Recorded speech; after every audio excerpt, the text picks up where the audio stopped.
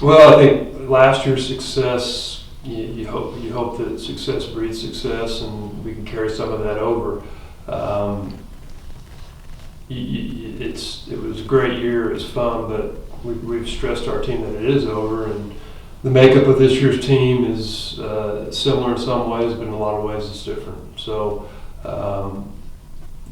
guard against some complacency and some that this is just going to happen, because it's not just going to happen in this league with the type of competition that we'll see night in, night out. We're similar in some ways, but we're a different team too. And we've got some new guys in some key positions that are going to have to play critical roles for us, and some guys that are returning are going to have to play more significant roles. And so, you can't hang your hat on what you accomplished last year. So we're going to be hungry. We've got a long ways to go and a lot of things to prove. But I think our guys are up for the challenge. They're excited about the season.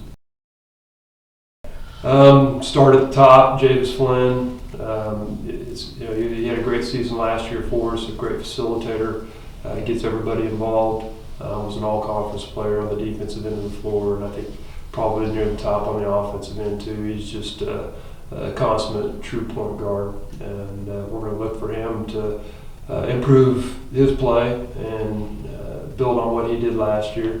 Josiah Gustafson, an all-conference player as well. Had an injury at the end of the year last year, took away from some of his summer workouts, but has spent the late summer into the early fall here working hard to get himself in shape and get the ball back in his hands and recover from his injury. Inside the paint, we've got two big returners in Lamine and Den Hayes and Trevor Gregory. Those guys are kind of rock solid for us in the paint, and we're looking for Lamine hopefully to stay healthy this year and have a great season for us. He came on, had a really good tournament game in the NCAA tournament, and hopefully he can build on that. Trevor's experience and building upon that. He's just a junior, but has had a good 2 years prior to that. And then Denton has been just a solid role guy for us, and we need him to continue to play that role. And I think he's going to be moved and maybe even out on the floor some. So hopefully giving him some opportunity to show his versatility as a player. Dakota Jones, another one who had a great freshman year last year. He is. We're going to ask him maybe to be off the ball a little bit more, but at the same time, having him as a backup point guard is essential for our success. And he can really score it. Really made progress last season, and hopefully looking for him to build upon those numbers and improve. And he'll be asked to do a lot more this year for us. Some of our other returners, maybe that didn't play as a significant of a role. You look at guys like Adrian Fernandez and Lucas Wilson. Didn't see a lot of time, but those guys are essential. You got to have those guys that back you up. And then I almost forgot, but only played half a year for us last year. Trey Starks. He's one of those guys that can go get his own shot. You got to have a guy like that. But yet he's very unselfish, good team player.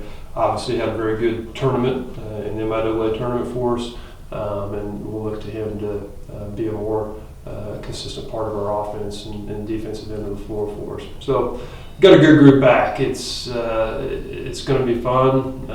At the same time, I think we're going to see them face some challenges along the way. Excited about that opportunity. But with the loss of Devon Branch and Connor Kerr, two of the primary starters for us last year, and then obviously we had some injuries, some guys that didn't play during the season for us. But you look at Connor's position first, Creighton Brinker, we recruited him from Cloud County Community College, 6'7", kind of a floor man who can really shoot the ball from the perimeter. Also a guy who can put on the floor a little bit, very versatile player, high energy guy, works extremely hard, kind of a prototypical just tough kid that you just enjoy having on your team because he's coachable and he works hard and you know what you're going to get night in, night out from him. So very excited to have him. We also have a transfer from Stephen F. Austin, Jackson Holden. Kind kind of take the place of Sam Pugh, who didn't play much for us last year, but kind of that type of player. Really shoots it well from the perimeter, actually guards it very well on the defensive end, and it's hard to find a two guard who can bring that kind of that aspect to your team, and so excited about him and his athleticism, what he brings defensively as well. Chris Owens, freshman from Springdale, Arkansas, we're going to look to him to play for us, and that's our intent right now, to come in and give us minutes. Scores the ball really well, has to learn, just like most freshmen, the speed of the game, the physicality of the game, and he's got some adjustment to do. And there's a couple others, Lewis Rollins and Doug Palacio, and Colton Pitko from Eureka. Those three we're looking to redshirt right now, but like we tell them every day, it may change. So with those guys, it's coming in and getting better and working for the future, and they do a very good job. It's going to be nice. Last year we didn't have a lot of bodies for practices, and I think that affected us in our efficiency sometimes. So it's going to be nice to have those bodies and get reps in. So, well, it's going to be different. It's 5 seconds. Doesn't sound like a lot, but it will change the game. I think it'll make it a lot faster. Teams that like to run the shot clock down, look for a late shot clock shot. It's going to be a little more difficult to do that. I think you'll see a lot of different defenses trying to take time off the clock, some more full court press from teams to burn time in the backcourt before you get in your half court offense. And so we're going to have to change some things offensively to counter that, but then defensively, I think it plays into what we do. We've always picked up full court. We'll continue to do that. We try to make teams have to start their offense and out on the floor, away from the basket, and really make it difficult for them to score. And that's going to continue to be our philosophy. Not being able to call a timeout from the bench during a live ball is going to be a little bit different. And so having a point guard who can call a timeout if we need one on the floor, giving him that ability to do that, but also the communication between me and him. We lose a timeout, that'll be a little bit different too, and so that should shorten the game a little bit as well. So it's there's some minor changes, but I think as the NCAA sees fit to try and speed up the game and make it more of an offensive game and the less physicality and the way the officials call the game, that's kind of been a work in progress over the last couple of years, especially the hand checks and the physicality inside the paint. So those things probably be called a little more closely. It's going to be very difficult. We open up with an exempt tournament at Missouri Southern, 2 Northern Sun teams. They're very, very good. We're going to continue our games that we play every year with Kansas Newman, and that's always a good home-and-home series, and so we will be at their place this year. And then we actually picked up William Jewell again. That'll be one of our early home games, which will be nice to have a home game early and play them, and another good program. And then we finish up our non-conference with a trip out to Denver and play probably one of the best teams in the country in Metro State, and then Regis, who's another powerhouse out in that area. So it's very similar in a lot of ways to last year's schedule. I think it did us some good to play difficult, competitive teams early in the season.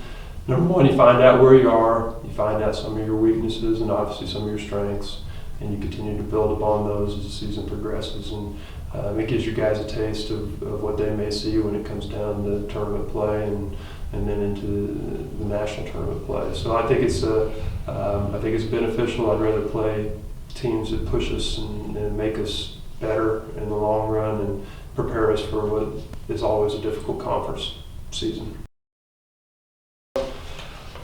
I think any of the conference games, they just have an air about them, a tendency to hold some importance. And with the parity within our conference, you can't look at one particular game. Obviously, we're going to have our favorites, Northwest game, and you look at Central Missouri, and you look at Hayes and some of those rivalries, Emporia State. Anytime you get the Kansas schools in here, it's always a great opportunity to get a large crowd. And then the rivalry with Missouri Southern is always a good one too, and that proved true last year, and I think it'll prove true again.